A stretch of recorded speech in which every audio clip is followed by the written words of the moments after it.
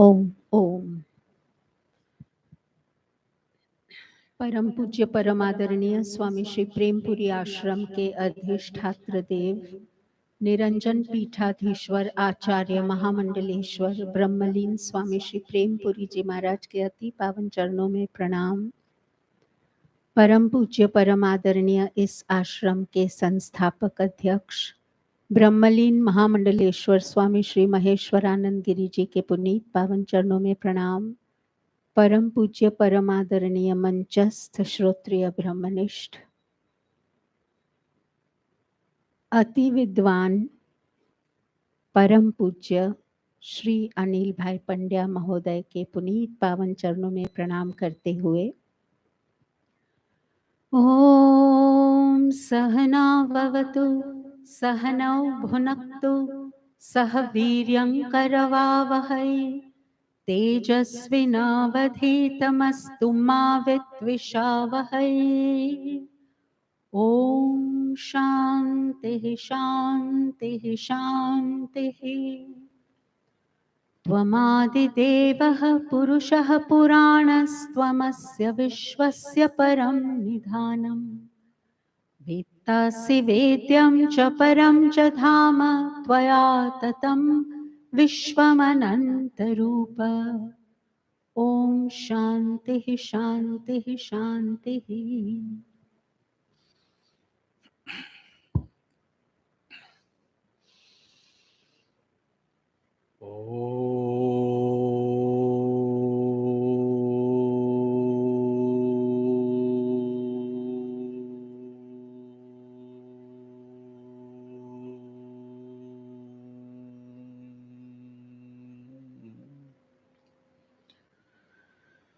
श्री परमात्मने नमः। श्री गणेशाय नमः। श्री सरस्वत्यै नमः। श्री गुरुभ्यो नमः। ओम नमो भगवते वासुदेवाय।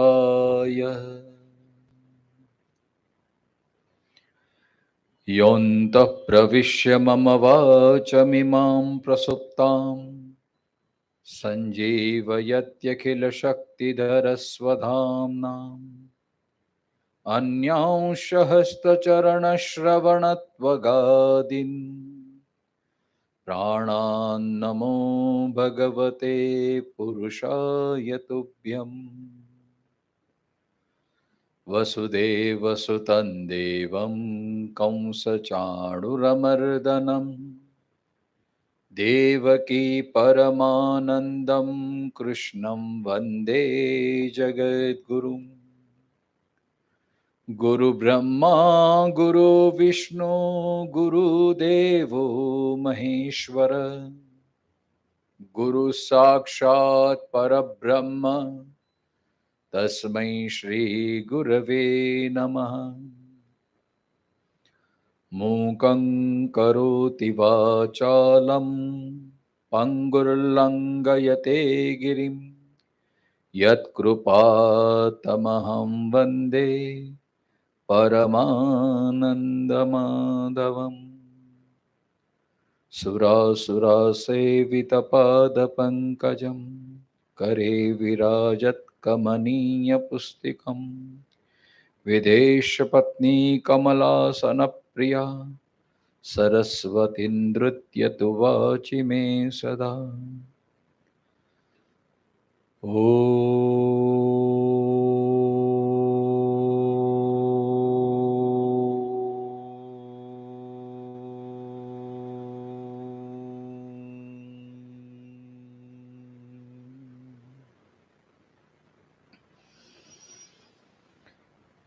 आइए पहले 3 श्लोकों का हम पारायण करेंगे। गीता के 14, 15वें और 16वें अध्याय का 16 मंत्रों का साथ में पारायण करते हैं।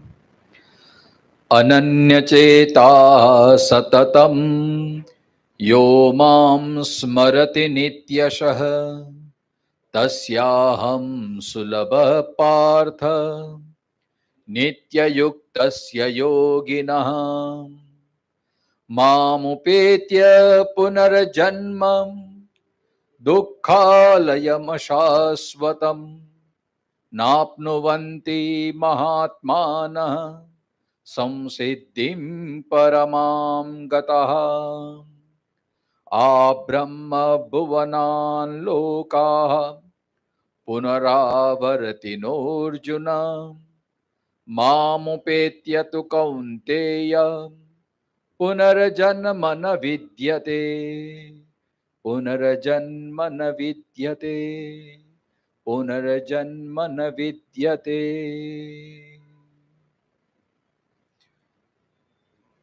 स्वामी श्री प्रेमपुरी महाराज के चरणों में साक्षात दंडवत प्रणाम। प्रेमपुरी आश्रम के ट्रस्टीगण, कार्यकर्ता सब, हमारे प्रकाश भाई, दीनाबेन, मीताबेन, गिरीश भाई, उन सबको भी मेरी ओर से नमस्कार। दैया परिवार को भी नमस्कार करते हुए और आप सबके श्रोतागण के हृदय में बैठे हुए भगवान परमात्मा को नमस्कार करते हुए आइए इस गीता चिंतन माला में हम थोड़ा और चर्चा करें। कल हमने 14वें श्लोक के प्रथम जो पंक्ति हैं, अनन्य चेता सततम यो मा स्मरति नित्यशय, वहां तक हम आए थे। जितना गीता का श्लोक हमें सरल दिखाई देता है उतनी ही उसमें गहरी बात होती है। कल हम चर्चा करते थे कि उसके पहले के श्लोक में कि ओम इत्येकाक्षरम ब्रह्म व्यावरण मान मनुस्मरन यह प्रयाति त्यजन देहम स याति परमाम गतिम। ओम का उच्चारण करते करते जो योगी अपने इंद्रियों को समाहित करके, संयमित करके, अपने प्राणों को ऊपर ब्रह्मरंध्र में ले जाके अपने मन को हृदय कमल में स्थापित करते, ओम का उच्चारण करता करता और मेरा स्मरण करता करता जो योगी देह को छोड़ता है वो ये परमाम गतिम, परम गति को प्राप्त करता है। हमें लगता है तो बहुत ही सरल है, जब हम अंतिम समय जा जाएगा तो ओम का उच्चारण कर लेंगे, ओम ओम ओम ओम बोल लेंगे, हमारी मुक्ति हो जाएगी। लेकिन इतना सरल नहीं है। ये जो श्लोक है ना, वो तो महात्माओं के लिए हैं, जो ब्रह्मवेत्ता लोग हैं उनके लिए हैं। वास्तव में शास्त्रों का भी कहना है कि जितना सरल ओम हमें दिखाई पड़ता है, एक ही अक्षर का है, इसकी महिमा बहुत बड़ी है और इसके लिए पात्रता भी चाहिए। हमारे विद्वान तो ऐसे भी कहते हैं, संत जनगण ऐसे कहते हैं कि ओम सबके बस की बात नहीं है। आप ओम ओम ओम बोलेंगे तो उसका ऐसे ऐसे इसका नहीं, ऐसा मतलब नहीं कि आपका कल्याण हो जाएगा। उसके पहले ओम मंत्र को प्राप्त करने के लिए उनके पहले उनकी दीक्षा भी लेनी पड़ती है। इसलिए सांसारिक लोगों के लिए सीधा ओम नहीं बोला जाता। इसके लिए संत महात्मा लोग बोलते हैं पहले हरि ओम, ऐसा बोलो, ओम को डाइल्यूट कर दो आप। क्यों? क्योंकि हमारी इतनी पात्रता नहीं है ओम का उच्चारण करने के लिए। ओम किसको सिद्ध होता है? मतलब आगे जैसे जैसे हम उल्टे क्रम से जाएंगे तब पता चलेगा। सर्वद्वाराणि संयम, जिसने अपने इंद्रियों को संयमित किया है, जिसने अपने मन को निरुद्ध किया है, जिसका मन अभी संसार के प्रति जाता नहीं है, ऐसे, और मूर्ध्याध्यायात्मनः प्राण, जो अपने प्राणों को जीत सकता है, ऐसे महात्मा ही ओम का उच्चारण करे तो उसको फायदा होता है। हमारे जैसे संसारिक के लोगों की बस की ये बात नहीं है। हम बोलेंगे तो उसका अनुभव नहीं होगा। इसका मतलब ये नहीं कि गलत बात होगी, लेकिन हमारी पात्रता होनी चाहिए उसमें। हमने संसार से हमारी आसक्ति को कितना घटाया, हम अंतर्मुख कितने, हम परमात्मा के और कितने हुए। ये बात छोड़ो, हम वेदांत का भी, जैसे ब्रह्म की हम बात करते हैं, लेकिन वेदांत का भी अध्ययन करना हो तो उसके लिए भी पात्रता होनी चाहिए। सबके बस की बात नहीं है वेदांत पढ़ना। योग की भी हम बात करें तो योग में भी होता है चित्त वृत्ति निरोध, वहां से शुरुआत होती है। जब तक चित्त की और वृत्तियों की, इंद्रियों का निरोध नहीं होता तब तक योग में भी हमें प्रवेश नहीं होता है। ये तो एमए पीएचडी की बात है, और हम तो अभी पहली दूसरी कक्षा में हैं, इसलिए ऐसा मत समझना कि ये कल ये पढ़ के हम खुश हो जाएं। लेकिन भगवान हमें सरलता की ओर लेके जाते हैं।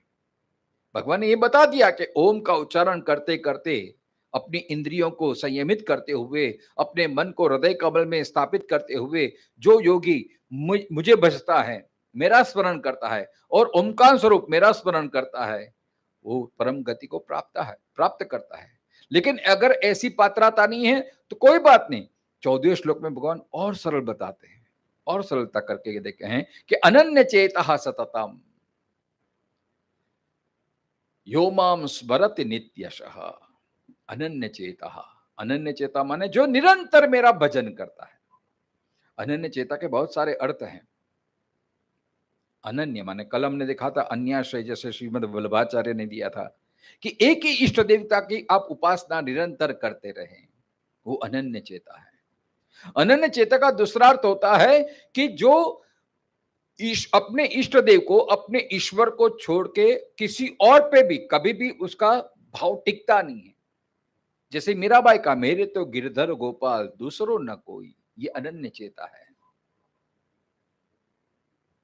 एक स्वरूप में, एक ईश्वर में जब आपकी मति स्थिर हो जाती, उसमें दृढ़ श्रद्धा हो जाती है, तो वो आपका अनन्य चेता बन जाता है। वही शंकराचार्य तो एज कहे छे, न अन्य विषय चेतो यस्य स अयम अनन्य चेता योगी ही सततम। अन्य विषय में उसकी मति जाती नहीं है।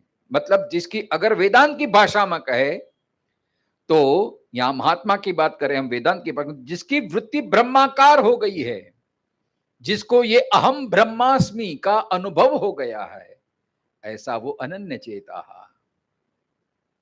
अब ये अनन्य चेता स्थिति कब आ सकती है? बराबर से ना, न अन्य विषय चेतो यस्य अयम अनन्य चेता योगी ही। जिसकी वृत्ति, जिसकी मति किसी अन्य विषय में जाती ही नहीं। अगेन मीराबाई, मेरे तो गिरधर गोपाल दूसर न कोई।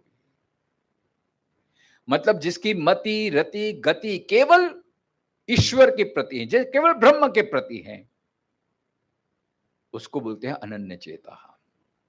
ये बोलना आसान है, लेकिन क्या 24 घंटे हम भगवान का ही स्मरण करते रहे, भगवान का ही नाम लेते रहे, भगवान का ही, ये बहुत दुष्कर है।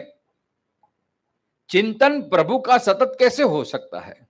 24 घंटे हम प्रभा, क्योंकि मन तो हमारा अभी प्रेमपुरी में बैठे तो हम ईश्वरमय है, हमारा मन ब्रह्ममय है, हमारा मन, हमारा चित्त, हमारा मन तदाकार हो गया है, भगवत स्वरूप हो गया है, हम ब्रह्म स्थिति में आ गए हैं। लेकिन जैसे ही 1 घंटा पूरा होगा और जब हम गाड़ी स्टार्ट करके अपने अपने घर की ओर चलेंगे तो सारे विषय पर फिर भगवान भूल जाते हैं, फिर बच्चे याद आते हैं, फिर परिवार याद आता है, फिर अभी इसको ये पहुंचना है, इसको ये फोन करना है, ये सब आते थे। तो अनन्य चेता कहाँ रहा फिर? अनन्य चेता कैसे हो सकता है? तो अनन्य चेता का 2 भाव हैं। एक तो अनन्य चेता इससे सिद्ध होता है कि हम शरणागत हो जाए, इसको बोलते हैं अनन्य चेता। देखो 3 प्रकार के भक्त होते हैं। एक जो भगवान का भजन करते हैं लेकिन अपनी स्वार्थ पूर्ति के लिए, वो साधारण भक्त हैं। भगवान को याद करते हैं लेकिन कब? जब दुख आता है, जब तकलीफ आती है। गीता में कहा ना आगे कि 4 प्रकार के भक्त होते, आर्तो जिज्ञासु अर्थार्थी ज्ञानी च भरतर्षभ। तो जिसके जीवन में कुछ तकलीफ आती है तब ईश्वर याद आ जाता है, वो साधारण भक्त है, वो अनन्य चेता नहीं है। हाँ, कोई ऐसे भक्त होता है कि अब जो भी कुछ, अगर कुछ तकलीफ आए तो मैं भगवान से ही मांगूंगा, भगवान के पास ही जाऊंगा, ये श्रेष्ठ स्थिति है। लेकिन ये साधारण स्थिति है कि जब तकलीफ आती है, दुख आता है, तब भगवान याद आते हैं। जैसे कुंती माता कहते हैं, विपदा शंतु सस्वत, जैसे जैसे विपत्ति आते प्रभु तेरा नाम याद आता है। ये साधारण भक्त हैं कि जो तकलीफ में, कुछ अभाव में भगवान याद आ जाते हैं। जब अनुकूल स्थिति होती है तो भगवान याद नहीं आते, फिर तो फिर संसार आ जाता है, फिर उसमें आदमी रमता है। और जब विपरीत संजोग हो जाता है, अपने विपरीत मन के विपरीत जब कुछ बात आती है, तब भगवान याद आते हैं। ये साधारण कर्क अक्षर है। दूसरे मध्यम प्रकार के भक्त वो हैं कि वो भगवान को याद तो करते हैं, भगवान को पाना चाहते हैं। देखो, साधारण भक्त भी भगवान को चाहते हैं, लेकिन क्यों चाहते हैं? वो भगवान गौण हो जाते हैं और अपना स्वार्थ उसमें मुख्य हो जाता है। कोई दुख निवृत्ति के लिए, कोई सुख प्राप्ति के लिए, कोई आनंद की प्राप्ति के लिए, कोई संसार को अच्छा चलाने इसके लिए, कोई धंधा बराबर चले उसके लिए भगवान का भजन करते हैं। लेकिन उसमें प्राधान्यता अपनी स्वार्थ पूर्ति है, भगवान उसमें गौण हो जाते हैं। दूसरे जो मध्यम प्रकार के भक्त होते हैं, वो होते हैं कि भगवान को पाना तो चाहते हैं, लेकिन उसमें अपना अहंकार होता है। मैं इतना जप करूंगा, मैं इतना अनुष्ठान करूंगा, मैं इतनी तपश्चर्या करूंगा और इससे मैं परमात्मा को प्राप्त कर लूंगा। जैसे असुर लोग भी तपश्चर्या करते हैं और वरदान प्राप्त करते हैं और फिर अपने अहंकार में रमते हैं। मैंने इतना अनुष्ठान किया है, मैंने इतना उपवास किया है। जैसे अभी पर्युषण चल रहे हैं, लोग 28-28 दिन का उपवास करते हैं, ये करते हैं। तो वो अपनी उपासना का भी अभिमान हो जाता है, अपनी विद्वत्ता का अभिमान हो जाता है, अपनी ज्ञान का अभिमान हो जाता है। वहां भी ईश्वर गौण हो जाता है और अहम प्राधान्य रहता है। मैं विद्वान, मैं बड़ा भक्त, मैं बड़ा ज्ञानी। और ये अहंकार तो बहुत, उनके अहंकार पे जरा भी ठेस आती है तो आदमी एकदम वो तिलमिला उठता है। मेरे जैसे विद्वानों को तुमने ऐसा कर दिया, ऐसा कर दिया। किसी को ज्ञान का अहंकार होता है, किसी को अपनी विद्वत्ता का अहंकार। मेरे तो गीता पूरा 12वां अध्याय कंठस्थ है, 15वां अध्याय कंठस्थ है। आप कुछ भी पूछ लो, पूरा मैं कर सकता हूं। कोई कोई ऐसे विद्वान है तो उल्टे क्रम से शुरू कर देते हैं। गीता के 18वें श्लोक से अंतिम श्लोक से गीता के प्रथम अध्याय के प्रथम श्लोक तक उल्टा पड़ जाता है। अपने आप को पूछते रहते हैं, हाँ मैं इतना विद्वान, मैंने इतना पाया, मैंने इतना। ये साधारण भक्त हैं, मध्यम प्रकार के भक्त हैं। और तीसरे उत्तम प्रकार के भक्त हैं जो भगवान को चाहते हैं, लेकिन उसमें कोई स्वार्थ नहीं है, कोई अहंभाव नहीं है। वो भगवान को भजते हैं भगवान के लिए। भगवान मैं तुझे पाना चाहता हूं और उसमें भी मेरी सामर्थ्य तो है ही नहीं प्रभु, मैं लायक ही नहीं हूं, मेरी कोई पात्रता नहीं है, मैं लाचार हूं, फिर भी तुझे पाना चाहता हूं। ऐसी जब शरणागति आ जाती है तब अपने आप अनन्य चेता आ जाता है। दूसरा अनन्य चेता का तरीका यह है कि अगर ये इंद्रिय भगवान ने दिया है तो देखो, इंद्रिय ही वो बंधन का भी कारण है और मुक्ति का भी कारण है। आप अपनी आंख में ईश्वर को बसा लो, फिर आप जो भी देखो उसमें ईश्वर का ही दर्शन होगा। लोग इंद्रियों को संयम करते, दमन करते हैं। विषय विष बराबर होता है तो विषय से दूर हो जाते हैं, विषय को हटा देते हैं। जैसे कि मुख संप्रदाय में श्री नरक का द्वार है तो श्री को देखना ही नहीं है, श्री को देखना बंद कर दो। ये तो दमन हो गया। और जब जितना दमन होता है तो स्प्रिंग की वापस वापस उछलता है आदमी। इससे अच्छा इंद्रियों को ही ऐसा आप अभ्यास करा दो कि विषय होते हुए भी उसमें आपको परमात्मा दिखे। आंख में आप ईश्वर को बसा दो तो फिर चाहे नग्नता हो या कपड़े में सच हो, आपको परमात्मा का ही अनुभूति होगी, ईश्वर ही याद आएगा। कान में आप भगवान को बिठा दो तो जो भी शब्द सुनेंगे भगवान का ही शब्द आपको सुनाई देगा। इंद्रिया जब प्रभु के अनुवृत्त हो जाती है तो आप जो आप करते हैं वो ईश्वर का भजन हो जाएगा। फिर इसको बोलते हैं अनन्य चेता। जैसे कल हमने प्रहलाद का उदाहरण दिया था कि प्रहलाद के लिए भगवान अत्र तत्र सर्वत्र हैं। तो जिसकी इतनी बुद्धि विकसित हो गई, जिसका ज्ञान इतना प्रबल हो गया है कि वासुदेव सर्वमितिम स महात्मा सुदुर्लभ, ऐसे महात्मा जो हो गए, ऐसे ज्ञानी जो हो गए, ऐसे भक्त हो गए कि जिसको कण कण में ईश्वर दिखता है, फिर इसको कुछ विकार रहता ही नहीं है, सब में ईश्वर का भाव हो जाता है। इसको बोलते हैं अनन्य। और ऐसी जब स्थिति आ जाती है फिर आप जो भी करो ईश्वर का भजन हो जाता है। मंत्र है ना, आत्मा त्वम गिरिजा मति सहचरा प्राणा शरीरम गृहाम पूजान्ते विषयो भोग रचना निद्रा समाधि स्थिति संचार पदयो परिकर स्तोत्राणि सर्वांगिरो यद यद कर्म करोमि तत् अखिलम शंभो तवाराधनम। प्रभु मेरे में सामर्थ्य नहीं कि मैं तुम्हारी स्तुति गाऊं, लेकिन मैं जो बोलता हूं वो तुम्हारी स्तुति है। मैं जब सो जाता हूं आप समाधि समझ लो। ये भाव मतलब अपनी इंद्रिय से आप परमात्मा को प्राप्त करने का, इसको ही बोलते हैं अनन्य चेता। कल हमने बात की थी कि आप जो भी कर्म करो पहले भगवान को याद कर लो। जैसे हमारे पूज्य दादाजी ने, पांडुरंग शास्त्री जी ने त्रिकाल संध्या का कॉन्सेप्ट दिया। ऐसे ऐसे अभ्यास बढ़ाते जाएं, एक एक कर्म के। कई लोगों को पहले ऐसे नियम होते थे, कुछ भी करते हैं, कुछ खाना भी खाते मुंह में तो पहले बोलते श्री कृष्ण शरणम मम, दूसरों को भी बुलाते थे। ये सब अभ्यास इससे बढ़ता है धीरे धीरे। अनन्य चेता इसको कहते हैं।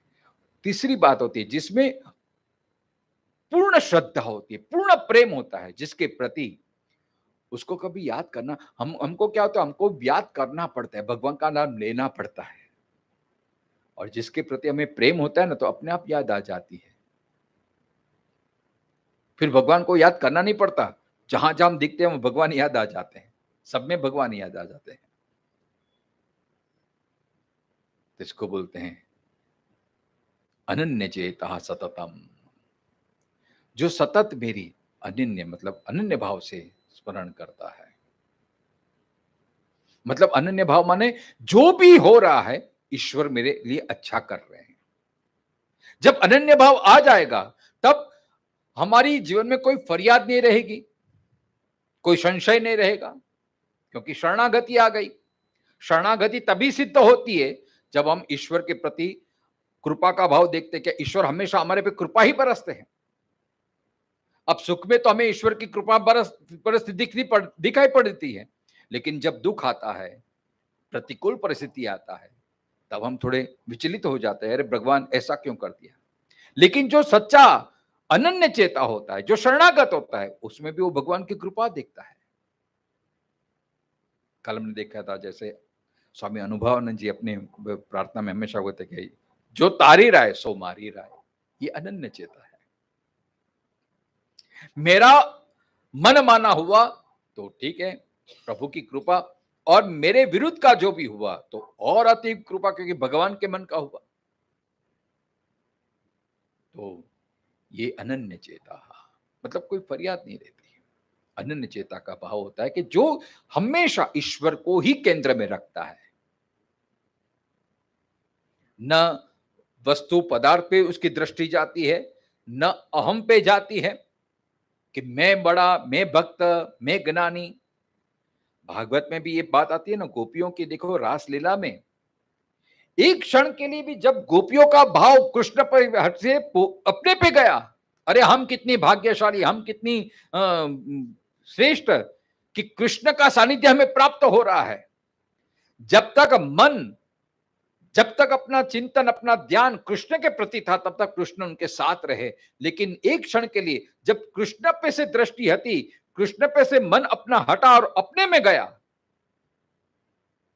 अपने आप को संवारने लगे, अपने आप को श्रेष्ठ मानने लगे, तब कृष्ण वहां से अंतर्ध्यान हो गए।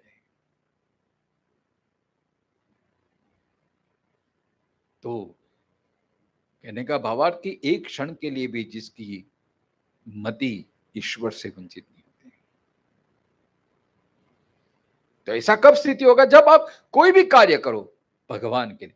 जो भी मैं कर रहा हूं, मैं क्यों कर रहा हूं, मैं क्यों, किस लिए जी रहा हूं, मैं किस लिए कमा रहा हूं, मैं किस लिए खा रहा हूं, मैं किस लिए कपड़ा पहन रहा हूं, मैं किस लिए यहां आया हूं। अपना एक एक कृति के पीछे हमारा हेतु क्या है, आप स्पष्ट कर लीजिए। और जहां जहां आपको स्वार्थ दिखा दिए, वहां वहां अपने स्वार्थ को, अहम को हटा के आप परम को बिठा दीजिए, परमात्मा को बिठा दीजिए।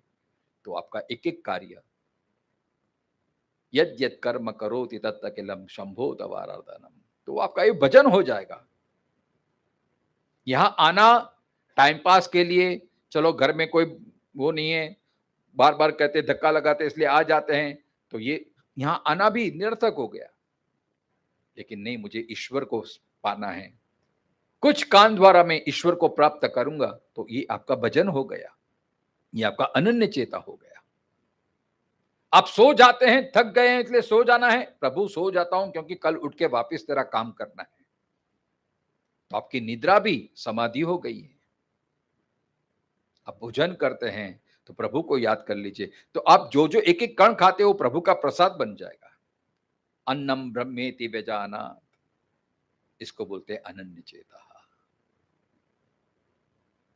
वेदांत की परिभाषा में कहें तो जहां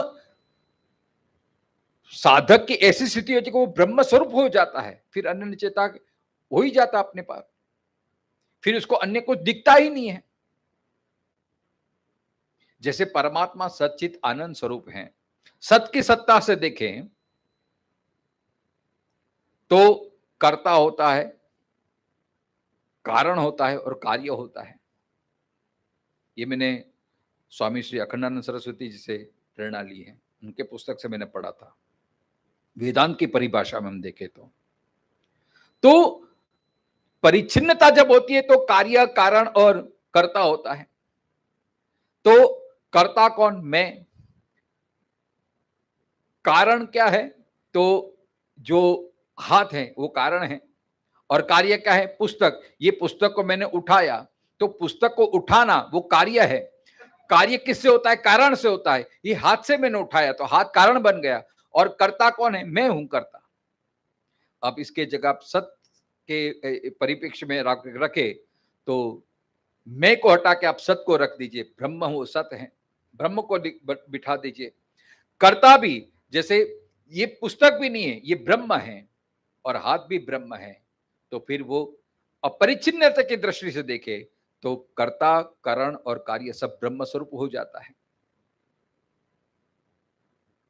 आप अगर चेतन की दृष्टि से देखें तो उसमें प्रमाता, प्रमेय और प्रमाण।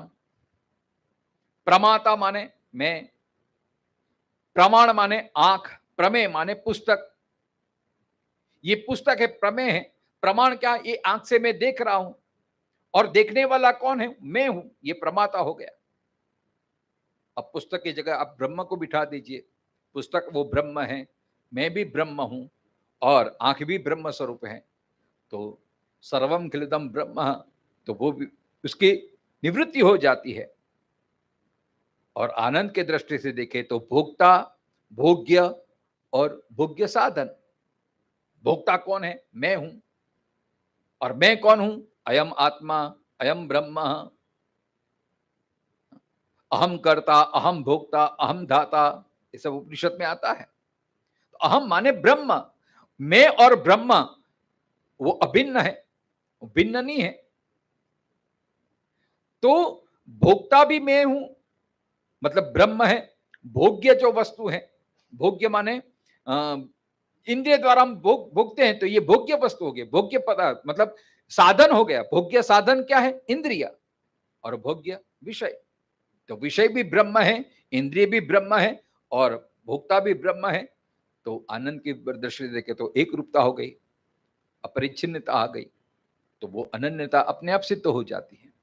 तो ऐसे जो महात्मा लोग हैं, योगी ही, बारंबार भगवान गीता में कहते हैं योगी ही, यहां योगी की बात कर रहे हैं। ऐसे योगी, योग माने जो भगवान से, ब्रह्म से जुड़ गए, अपने आप में ब्रह्म को मिला दिया है, जिसमें अहम का भी विलीन हो जाता है, अहम भी नहीं मिट जाता, केवल ब्रह्म रह जाता है, केवल परमात्मा रह जाता है। ऐसा योगी। बहुत गहन विषय है, ऐसे देखा जाए तो बहुत गहरी बात है। लेकिन जैसे जैसे हमारी पात्रता बढ़ती, जैसे जैसे ज्ञान बढ़ता है, तब ये सब अनुभव में आ जाता है। इसलिए मैंने हमारे एक बहुत अच्छे विद्वान कथाकार हैं राजकोट के, विजय भाई नाम, उनके मुख से बहुत अच्छा सुना था। विजय भाई भट्ट करके हैं, बहुत अच्छे विद्वान हैं। उनके मतलब ये मुरारी बापू के हर साल सत्र होता है वहाँ जोड़िया गांव में, तो वहां उन्होंने, उनके मुख से मुझे बहुत बात ऐसे लगी। सच्चा योगी कौन? उनके मुख से बहुत सरल है, जो गीता को जाने, जोगी ताको जाने, जोगी ताको जाने, जो गीता को जाने। कितनी अच्छी बात है। योग के आसन करने से योग सिद्ध नहीं होता है। गीता का योगी अलग है, गीता का योगी अलौकिक है। और वो तो जब गीता जाने, मतलब गीता जब आत्मसात होती है, तब ये सब बात ध्यान में आती है, तब ये अनुभव में आता रहता है।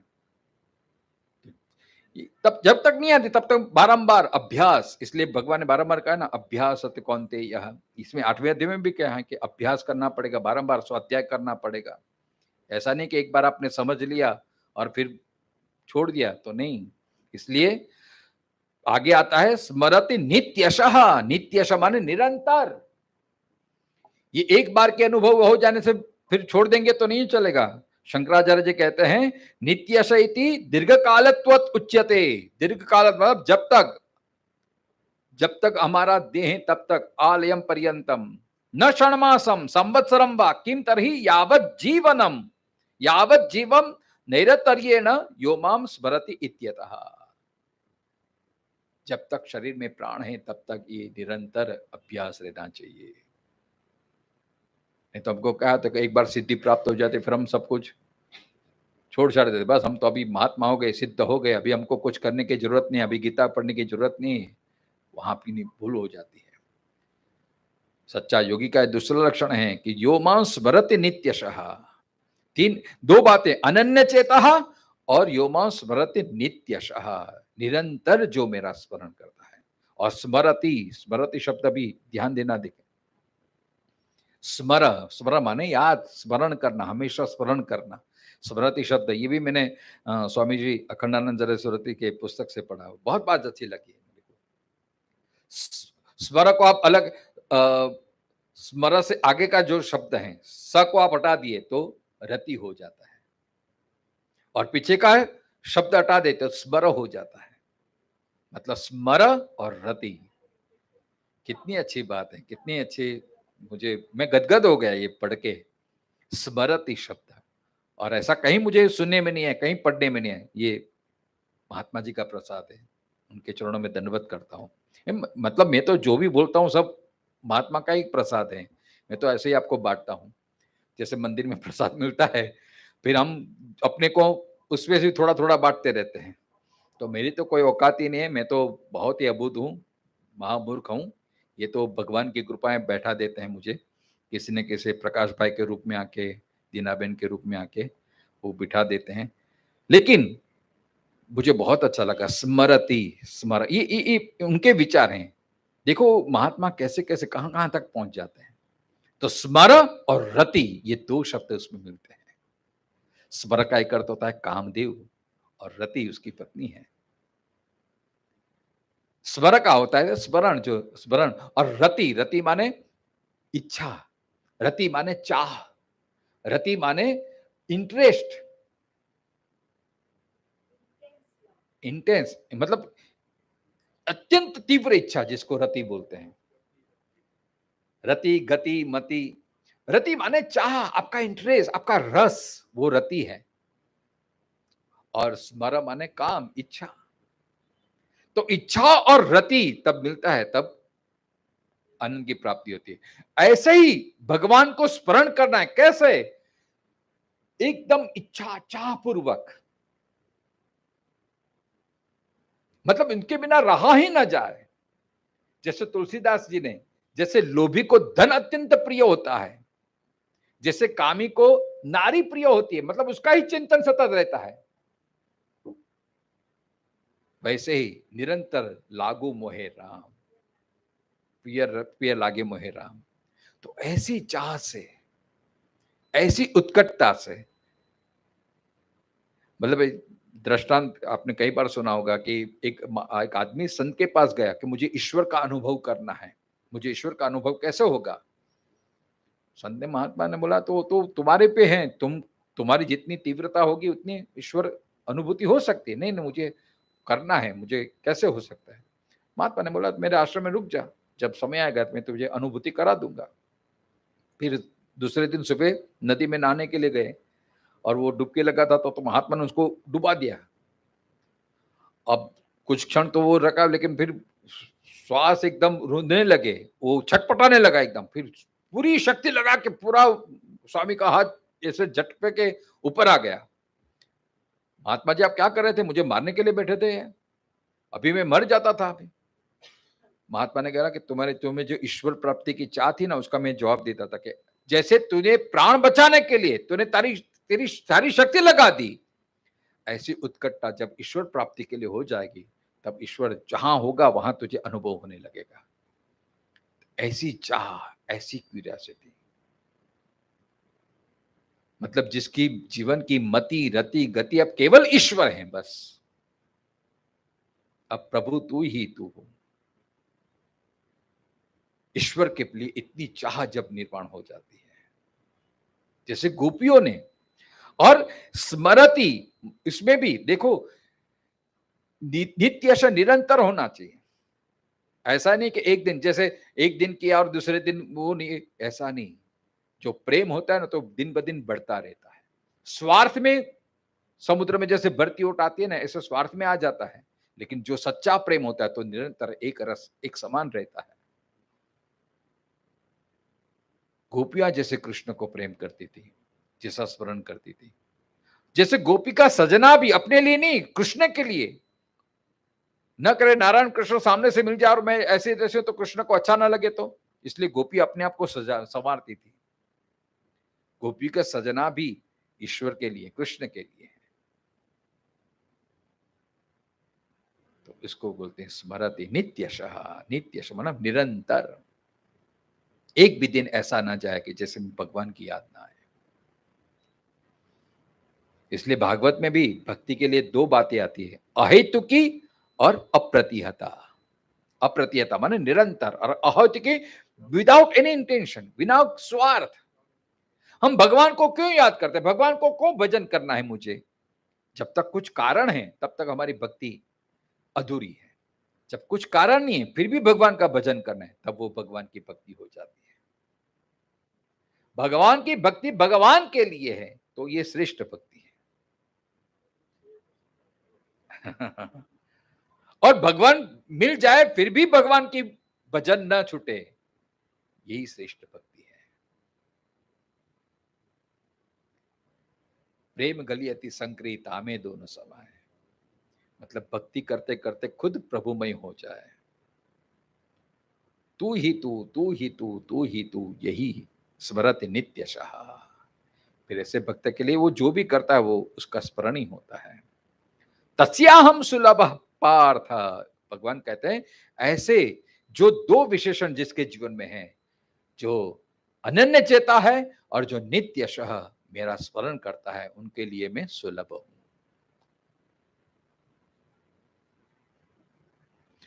तस्याहम सुलभ पार्थ नित्य युक्त से योगिनः। अगेन यहां पे नित्य युक्त, जो हमेशा मेरे से जुड़ा हुआ है, नित्य युक्त। हे पार्थ, उस नित्य समाधिस्थ योगी के लिए मैं सुलभ हूं। मतलब जिसकी तदाकार वृत्ति हो गई है, जो केवल अपना जीवन प्रभु के लिए समर्पित कर दिया है, ऐसे अनन्य चेता। यही बात भक्ति में भी आती है 9वें अध्याय में, अनन्या चिंतयन्तो माम ये जना पर्युपासते तेषाम नित्याभियुक्ता नाम योगक्षेमं वहाम्यहम्। लेकिन हमें संशय होता है, करे ऐसे हम भगवान को सौंप दिया लेकिन भगवान हमारा नहीं सुनेगा तो, भगवान हमारा नहीं मानेगा तो हम कहाँ जाएंगे? अरे भाई कमाना भी पड़ता है कि नहीं, घर बार देखना पड़ता है कि नहीं, ये तो सब गीता की बात है, सुनने में अच्छा लगता है भाई। इसलिए तो यहाँ तो हमारी परीक्षा होती है। इसलिए नित्य युक्त, जो नित्य हमेशा भगवान से जुड़ा हुआ है।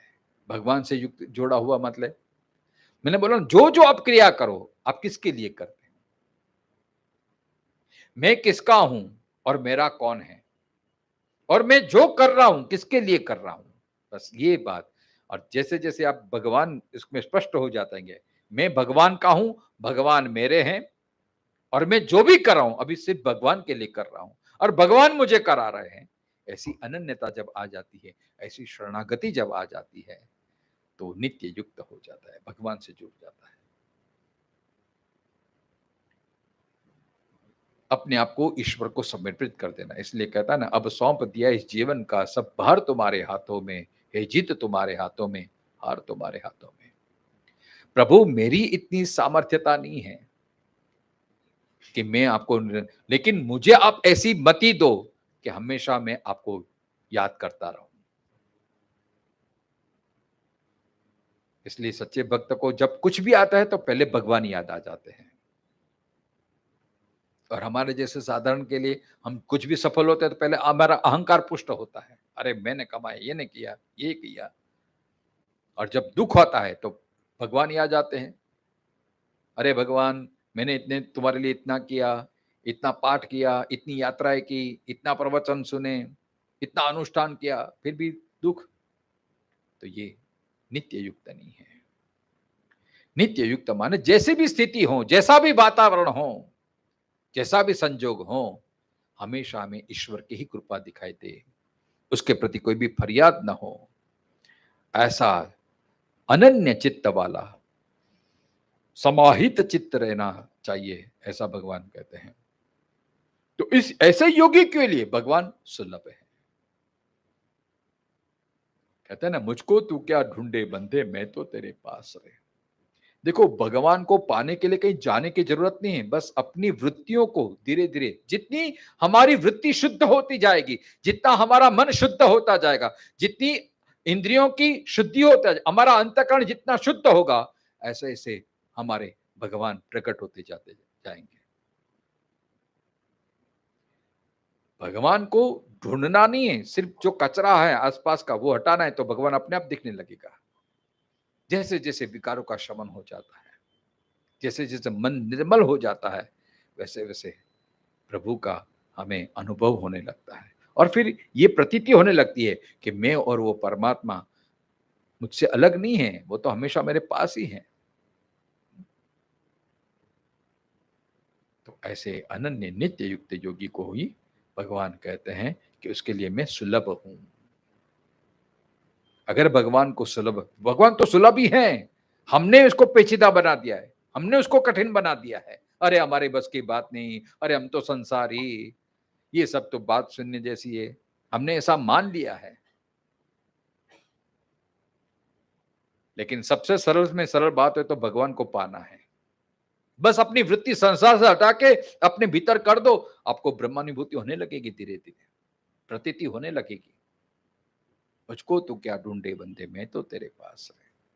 भगवान बहुत ही सुलभ है, इसलिए विष्णु सहस्त्र में भी ये सुलभ सुरता सिद्ध, ऐसे विष्णु सहस्त्र में भी भगवान का एक नाम है सुलभ। भगवान बहुत ही सुलभ है, बहुत ही सरल है। पात्रता क्या है? बस हमारी वृत्तियों, हमारी इंद्रियां की शुद्धि होनी चाहिए, और इंद्रिय से हम प्रभु का सेवन करने लगेंगे तो भगवान प्रकट होता है, होगा ही। जैसे काष्ठ में अग्नि विद्यमान है, सिर्फ उसको घर्षण करना है, थोड़ा चिंतन, थोड़ा अभ्यास, थोड़ा साधना, थोड़ी अनन्यता आ जाएगी तो अपने आप ईश्वर प्रकट हो जाएगा। फिर 15वें अध्याय में भगवान बताते हैं कि मामुपेत्य पुनर्जन्म दुखालयम अशाश्वतम। अब देखो इसका फल क्या? साधक पूछता है, प्रभु मैंने आपका चिंतन किया, अनन्य भाव से मैं आपका चिंतन करता हूं और नित्य निरंतर करता हूं, तो आप सुलभ तो हो गए, फिर क्या? इससे मुझे लड्डू मिल जाएगा, क्या मिल जाएगा? तो इसका फल यह है कि अगर तूने मुझे प्राप्त कर लिया, भगवान कहते हैं कि मेरे पास आ गया, तो क्या होगा? पुनर्जन्म दुखालयम अशाश्वतम नाप्नुवंती। फिर तुम्हें पुनर्जन्म नहीं पाना पड़ेगा, फिर बार बार भटकना नहीं पड़ेगा तुम्हें। और कहां नहीं भटकना पड़ेगा? दुखालयम, जहां दुखों का निवास स्थान है। आलय माने घर, निवास। आलय का मतलब होता है निवास स्थान। आपने पढ़ा होगा जैसे प्रतीक्षालय, शौचालय, विद्यालय, ऐसा दुखालय जहां दुखों का बहुत सारा भंडार पड़ा है, वो कौन सा? ये संसार। भगवान ने स्पष्ट रूप से नहीं कहा है कि संसार, मतलब दो विशेषण बताए संसार के।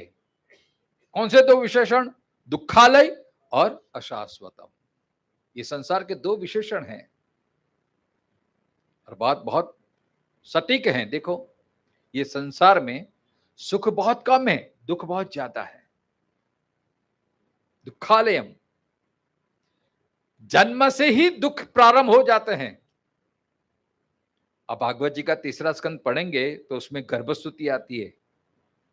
बच्चा अंदर कितना कष्ट सहन करता है, माँ जो खाती है कभी खट्टा, कभी तीखा, कभी खारा, जो भी, उसमें उसकी कितनी पीड़ा होती है। जन्म के बाद ही भी जब जो और होते और को आप खींचते हैं वहां से, तो ऐसा वेदना होती है जैसे चमड़ी कोई खींचता हो। लेकिन बच्चा परवश है, लाचार है, वो बोल नहीं सकता। बचपन से लेके देखो दुख की परंपरा शुरू हो जाती है। बच्चे को भूख लगता है लेकिन बोल नहीं पाता है, रोता रहता है बेचारा।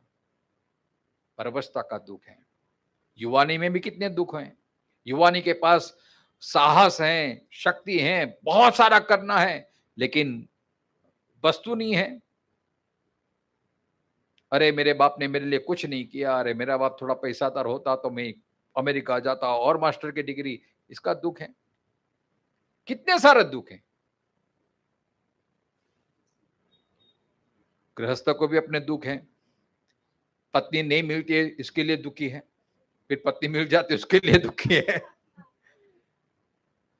हम यहां बैठे अपने जीवन में आप देखेंगे कोई भी व्यक्ति संपूर्ण सुखी नहीं मिल सकता आपको।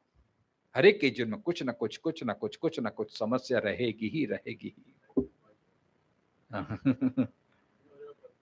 हाँ, अब जब भगवान, जैसे भगवान भी संसार में, तो भगवान को भी दुख का सामना करना पड़ा कि नहीं?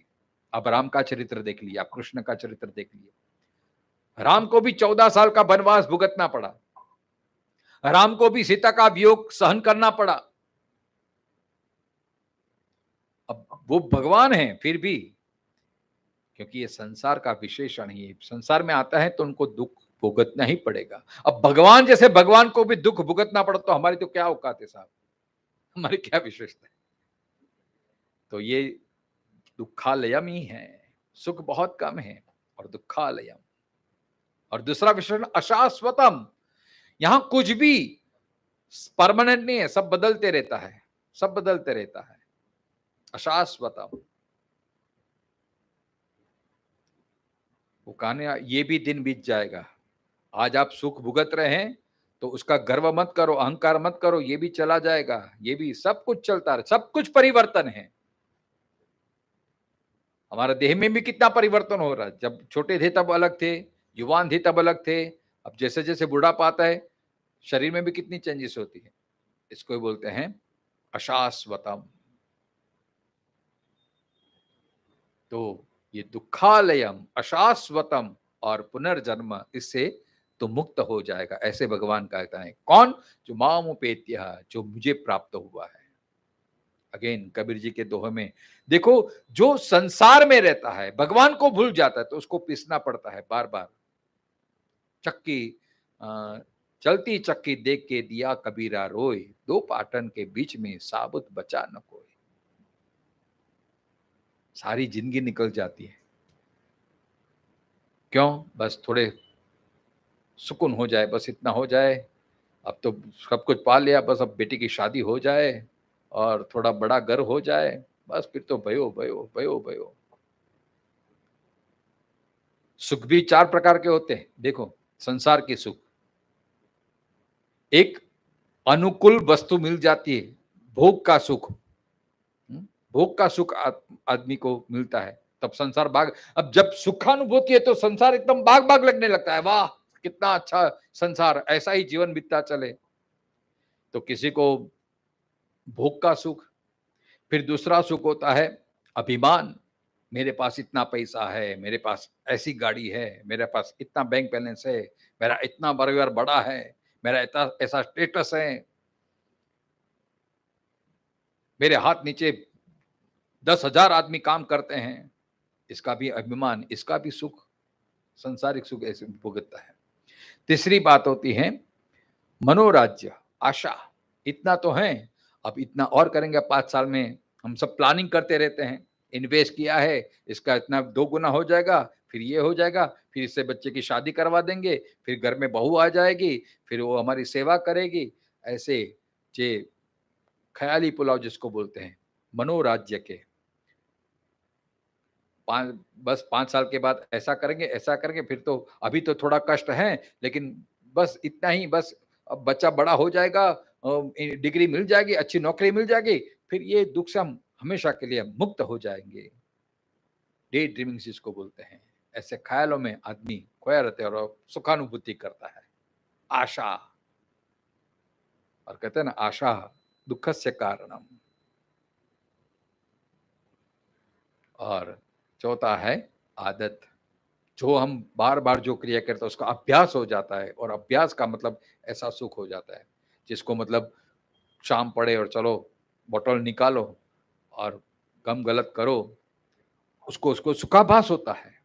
आदत, आदत अच्छी भी हो सकती है, बुरी भी हो सकती है, आदत से मजबूर हो जाते हैं आदमी, ये सुख। लेकिन ये भी अशाश्वतम है, ज्यादा टिकने वाला नहीं होता है। उसमें भी देखो सुख कम है, दुख ज्यादा है। और ऐसे ही निरंतर हमारे, बस आज तो दुख है, अब 2 साल के बाद ऐसे, इससे भागवत में कंस की बात आती है ना, उसकी 2 पत्नी है, अस्थि और प्राप्ति।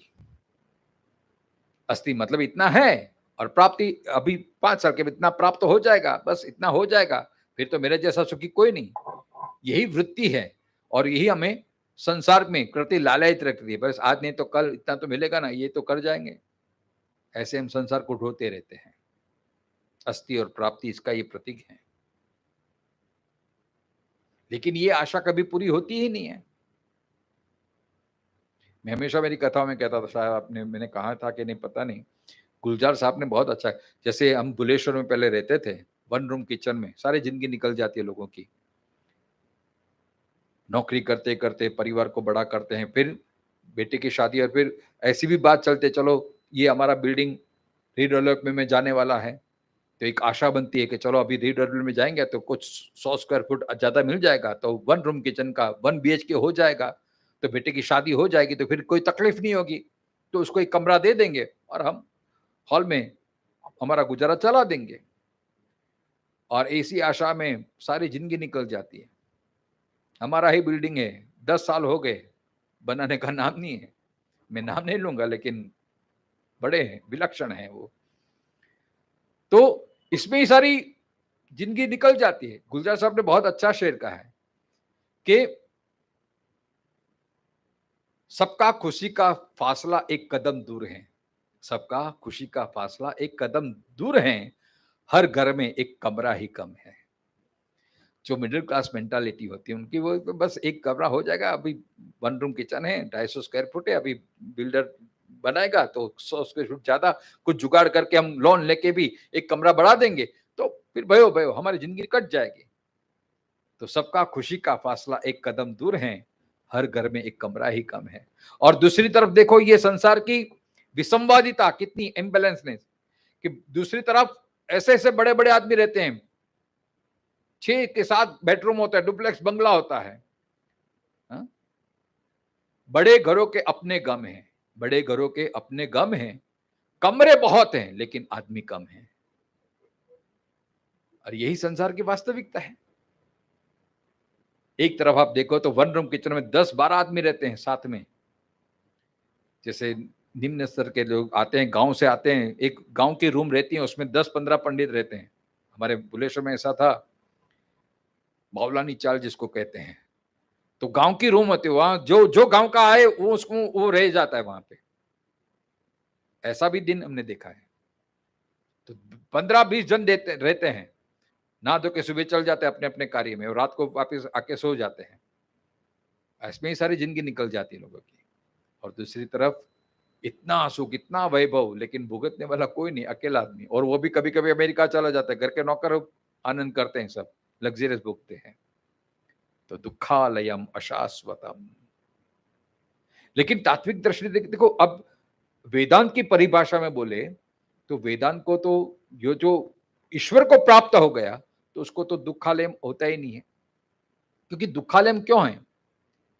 गीता के 15वें अध्याय में भगवान ने संसार की बात की है, लेकिन ये दुखालयम कब होता है? जब हमारा ममत्व बढ़ जाता है ना, तब दुखालय हो जाता है। हाँ, ममता ही दुख का कारण है, लेकिन समता आ गई तो मुक्ति का कारण हो जाता है। समता आपको दुख नहीं देता है, लेकिन ममत्व के कारण हमें दुख हो जाता है। संसार वो दुख का कारण नहीं है, लेकिन जब इस संसार में आके हमारा ममत्व बढ़ता है, मेरा घर, मेरा परिवार, मेरा पैसा, मेरा ये, तो जितना मेरा मेरा बढ़ता है वही दुख का कारण होता है। स्त्री के कारण स्त्री पुरुष या सुख दुख का कारण, लेकिन मेरी स्त्री, मेरी पत्नी, मेरा पति, तो वो बहुत दुख लगता है। और बड़ी विचित्रता है कि पराया आदमी से इतना अपने दुख नहीं होता, जितना हम अपना मानते हैं उससे ही ज्यादा दुख होता है। हमदम ही दुख देने में माहिर होते हैं। तो जितनी ममत्व बढ़ती है, जितना अटैचमेंट बढ़ता है, इतना ही दुख बढ़ता है। लेकिन जिसमें समत्व आ गया, समता का भाव आ गया, फिर चाहे रहे ना रहे कोई फर्क नहीं पड़ता है।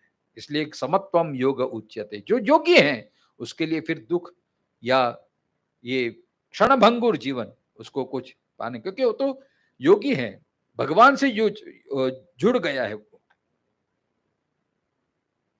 तो भगवान से जो लागे रहे। इसलिए कमाल का जो, अगेन मैं ये बोलता हूं, कबीर का ये दृष्टांत है कि जो ये संसार में रहते हैं तो पिसना ही रहता है, फिर कभी सुख, कभी दुख, कभी यश, कभी अपयश, ये द्वंद्वों में आदमी फंसा रहता है। लेकिन कमाल जो कबीर का दिख रहा है वो बोलते हैं कि चाकी चाकी सब कहे, किली कहे न कोई, जो किली से लागे रहे, ताको बाल न बाका होए। संसार में रहते हुए कि जिनका मन, जिनकी रति मति गति प्रभु को समर्पित हो चुकी है, जो अपने आप को प्रभु को समर्पित कर दिया है, जिसने जिसने अपना सर्वस्व ईश्वर को सौंप दिया है, फिर उसको फिर संसार चाहे दुख आए, चाहे सुख आए, चाहे क्षणिक हो, चाहे शाश्वत हो, उससे कोई फर्क नहीं पड़ता, क्योंकि उसे संसार से कुछ लेना देना ही नहीं है, क्योंकि उसकी दृष्टि तो केवल ईश्वर के प्रति है। तो वो संसार में रहते हुए भी हमेशा मुक्त ही है, आनंद में ही रहता है, क्योंकि ईश्वर है सच्चित आनंद स्वरूप, तो उसको भी यही प्रतीति होती है। दुख आते हैं लेकिन उसको दुख स्पर्श नहीं कर पाते हैं, फिर चाहे वो ज्ञानी हो, चाहे भक्त हो। भक्तों के जीवन में भी कितने दुख आए हैं। आप नरसिंह मेहता का चरित्र देख लीजिए, आप मीराबाई का चरित्र देख लीजिए, लेकिन उसको दुख का एहसास ही नहीं हुआ, क्योंकि उसकी मति, उसकी रति, उसकी दृष्टि ईश्वर के प्रति है, इसलिए उसको दुख का एहसास ही नहीं हुआ। दुख में भी उसको ईश्वर की ही कृपा का एहसास होता है। इसके लिए दुखालयम अशाश्वतम वो गौण हो जाता है। नाप्नुवंती महात्मान, महात्मान जो महात्मा है, महात्मा का अर्थ जिसका मन मोटा है। 2 बार गीता में महात्मा शब्द आया है। एक 9वें अध्याय के 17वें श्लोक में, देवी संपदा युक्त जो महात्मा है, जो साधक हैं और जो सिद्ध हैं, वासुदेव सर्वमिति स महात्मा सुदुर्लभ, मतलब जिसने दैवी गुण संपादन कर लिए और जिसमें वासुदेव सब में ईश्वर को देखता है, उसके लिए फिर पुनर्जन्म का कारण नहीं होता है, बंधन का कारण नहीं होता है, दुख का कारण नहीं होता है। वो जो भी स्थिति में रहता है आनंद का ही अनुभव करता है। तो नाप्नुवंती महात्माना ससिद्धिम परमागता, ऐसे सन्यासी वो संसार में फिर वापस आते नहीं हैं। वेदांत की भाषा में कहें तो एक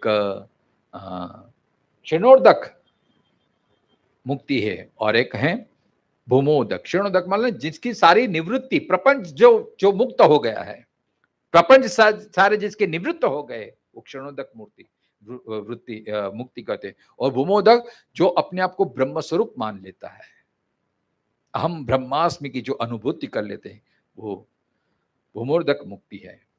और भक्ति की दृष्टि से देखा जाए तो 4 प्रकार, सालोक्य, सामीप्य, सारूप्य, साष्टी, ये मुक्ति का अनुभव करने लगता है।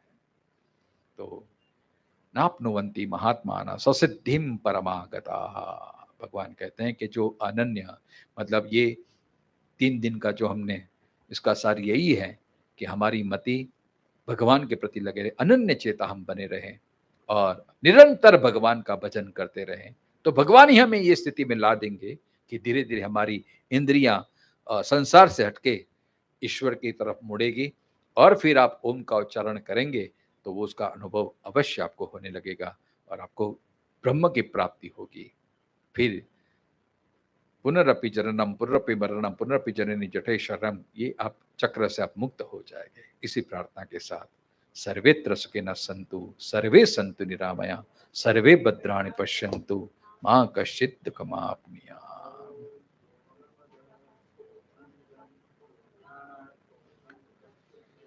पूर्णस्य पूर्णमादाय पूर्णमेवावशिष्यते। ओम शांति शांति शांति। शंकराचार्यं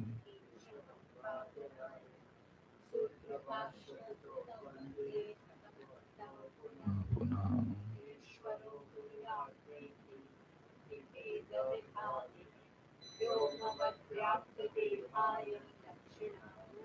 तेन